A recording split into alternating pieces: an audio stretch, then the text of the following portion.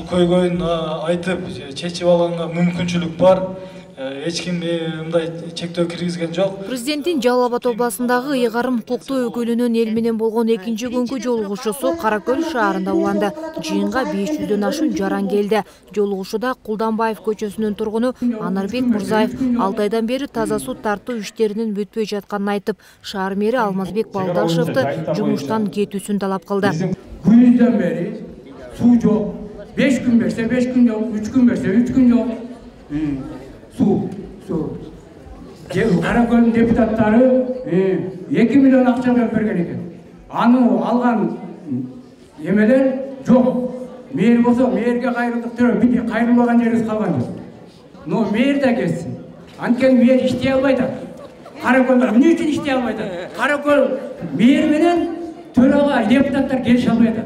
Oşan için budjette karabay жатат. Көтөрүлгөн көйгөйдө президенттин өкүлү шаар мэрине 1 майга чейин иштерди бүтүрүүнү тапшырды. Айрус деген фирма отуптур, бүгүнкү күндө турбаларын алып келип, кыска убакыттын ичинде чечет. Буну мен азыр мэрге тапшырма берем. Макулсуздары 1 майга. Бере албаса мен чара көрөмүн ошондо. Şu 31 жылдан бери Чоң Таш көчөсүндө турабыз. Таза суу жок. Ошол жаныбыздагы чоң агып аткан суудан ичебиз, ташып. Жайгышы бала чакалар жакшы, араба чана менен ташып ичишет. Ал эми картаңдарга кыйын эле суу маселеси.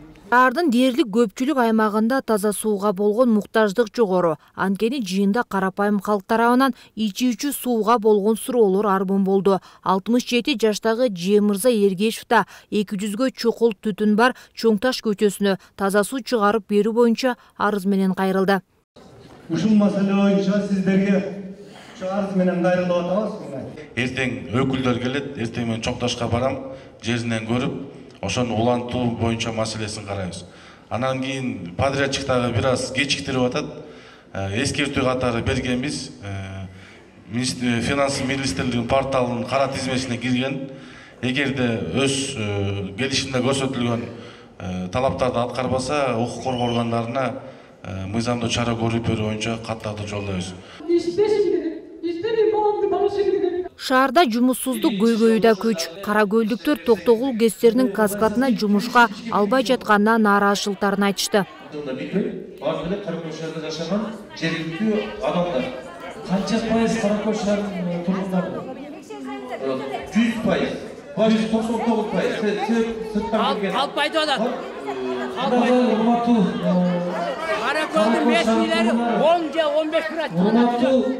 Kalgan bir özgürlük Toktogul. Mına özgürlük. Начальниктер окуп, начальник эмелер иштейт. Аялдар Элдин көйгөйүн жеринде уккан облус башчысы жарандар тарабынан берилген ар бир суроонун чечилүүсү көзөмөлгө алынаарын айтты. Мен тийиштүү бардык тармакка тапшырма берип, жылдын аягына чейин бардык көтөрүлгөн маселелерди биз чечебиз буну. Бул куру сөз калбайт. Анан кээ бир азыр чечиле турган маселелерди азыр чечтик.